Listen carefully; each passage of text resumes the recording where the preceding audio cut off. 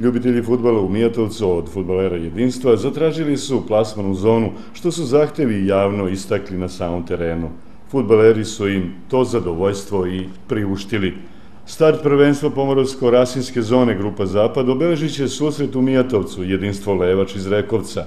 Za ovaj susret interesovanje ljubitelja fudbala je veliko, a ambicije u novom prvenstvu su poznate. Svakom protivniku se suprotstaviti punom snagom.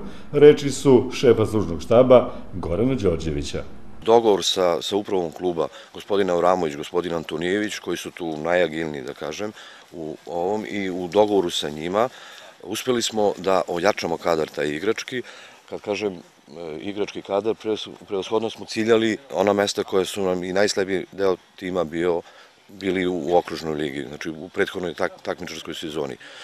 Doveli smo par pojačanja, radi se o igračima koji su provereni, tako da između tih 5 igrača izabrao bih trenutno po nekom radu i istakao da je Jeftić Marko jedno za nas izuzetno pojačanje. Znači, Jeftić Marko, doveli smo igrača iz Jagodine, Marković Saša i Branković Dušan. A istovremeno smo priključili iz kadetske ekipe 3 igrača. Uz ove igrače, kažem opet, koji su napravili istorijski uspeh i svima nama obezbedili da imamo jedno kvalitetno takmičenje, kvalitetne utakmice, nama ovde u klubu i meštanima sela i okolnih mesta, da gledamo neke srpskoligaše.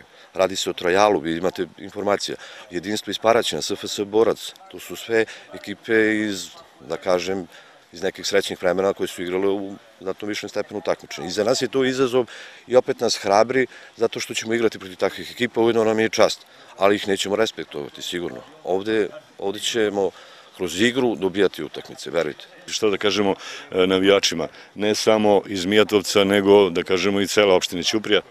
Pa evo, ja bih iskoristio priliku da ih pozovem da u što većem broju dođu u nedelju, je, znači, ponavljam, u 17 časova je početak utakmice, očekuje nas jedna izuzetno zanimljiva utakmica, s obzirom da se radi o prvom kolu, pomoć nam je neophodna i računam da ćemo uz njihovu pomoć i mojih igrača koji znaju svoj cilj, oni znaju sa mnom, sa upravom kluba, da kroz jednu upornost, da bi napravili znači taj cilj moramo da uložimo dosta napora, verujte, ali oni će onaj rad od 12. jula gde su natopili svoje majice znojem, trebalo bi da to prenesu u nedelju na utakmici i nadam se da ćemo da uspemo u tome, ali opet kažem uz pomoć mnogobrojnih naših meštana i okolnih mesta.